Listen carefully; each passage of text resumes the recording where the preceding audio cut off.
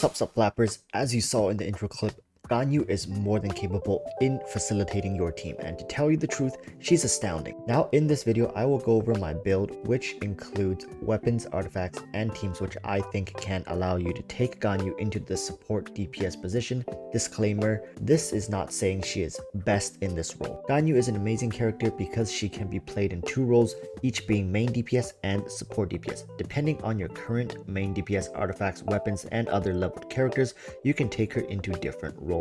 Say you don't have any 5-star bows but has a refinement 3 stringless, Ganyu can work as a support DPS. If you have the Amos bow, without a doubt, she can be your main DPS. If you have a 4-star bow but still want her to deal damage, you can run her either or. Regardless of what state your account is in, Ganyu has a place.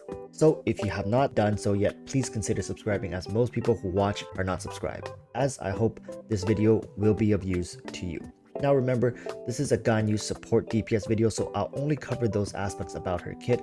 If you want to see her main DPS build, go watch this video instead. Some would say it's a waste to play Ganyu without spamming her charge attack, but I feel this character is not just all about charge attacks, and in fact her time has yet to come. So in this video I want to explore the other aspects of her kit. Anyways, to get a better understanding of Ganyu and how we will build her, let's go over her talents. Talent 1 is great regardless of whether you plan to run her as a main DPS or support DPS.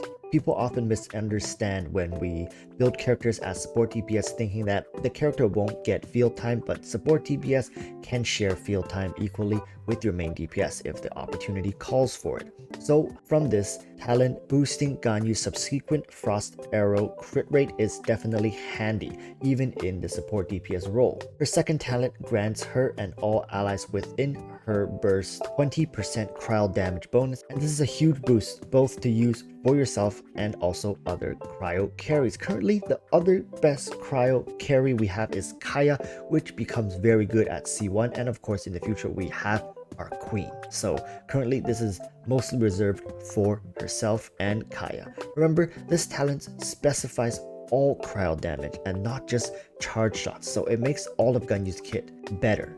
Now with these two talents in mind, let's jump into weapons. So unlike main DPS Ganyu, support DPS Ganyu can actually get away with 4-star weapons better, and still not be too far from her full potential in this role. The idea is not to have her be spamming charge attacks, but weaving it in when needed. In the support DPS position, you can build Ganyu to facilitate the downtime in your main DPS damage windows. A good example of this is CHILDE. As we know, CHILDE is forced into the bow stance after his melee stance times out. And a character like Ganyu not only works wonders with CHILDE's elemental, but also provides consistent and much needed damage for that period. 4-star weapon Prototype Crescent can't work here if you use as a 50-50 DPS with your main, or you can try the stringless if your main DPS takes more field time, something like 80-20. Depending on how you want to play her, you may even turn to bows such as Favonius Warbow and even Sacrificial Bow, but do be wary that the latter two demands a different playstyle that's not more damage focused but rather for control. It's not the standard way to play her, and from what I tested, it's a rather niche build that would be more useful and suited facilitating a cryo main DPS. So as of now, it's available but not suggested, just in case you guys were wondering. 5-star options are definitely welcome to have, especially if you have the Amos bow, which obviously takes the win here, but if you don't have Amos bow, Skyward Harp is a solid choice. However, once you have the stringless at refinement 4 and above, it could become better if you only play around her skill and burst. Now moving into artifacts, because of certain play opportunities, there is one new option for build path that is available for Ganyu in the support DPS. Again, using our ratios, if you are sharing DPS window 50-50, then I recommend Wanderer's Troop.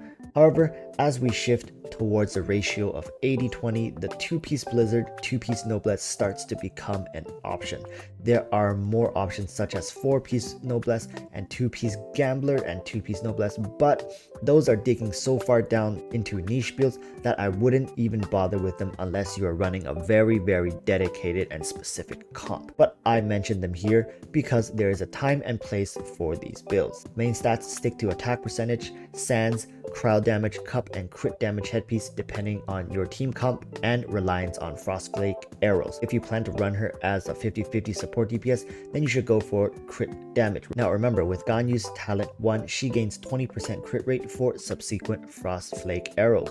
If you are running her without a second crowd character and without Blizzard Slayer, and also you don't rely on her charge attacks and only use her for elemental and burst skill, then I'd say build crit rate. But for the vast majority of the time, 30% crit rate is enough for Ganyu. Substats should be crit damage, attack percentage, elemental mastery, and energy recharge. Although Cryo on pyro melt reaction only has 1.5 multiplier, it's still one of the most powerful in the game, and having some extra elemental mastery will help not only deal higher melt damage, but all elemental reactions receives bonuses. So with Ganyu using all cryo damage attacks, EM will help greatly here.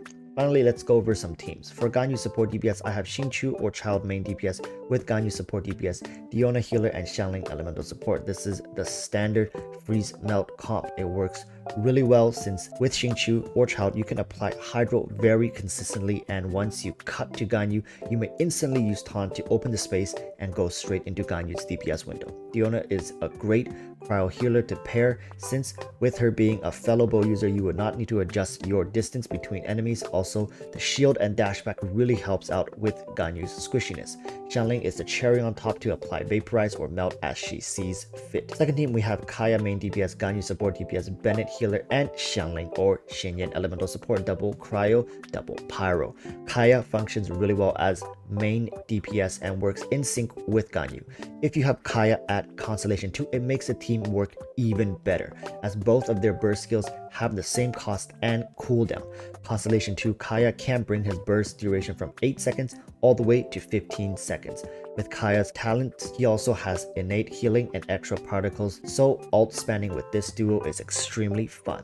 Third and last team is XIANGLING main DPS, Ganyu support DPS, DIONA support, and Venti elemental support. This team focuses around Venti and Ganyu as the stars to give your main DPS complete freedom to run wild. You may have seen clips from in this video of the Venti Ganyu synergy, and it's completely busted. Do give this team a try if you have both of these 5 stars. Finally, I just like to say Ganyu serves a much better purpose in the main DPS position if you have the means for her. If you do not like her charge attack playstyle, do know that there are other options such as the ones I've mentioned in this video. And with that, I will end the video.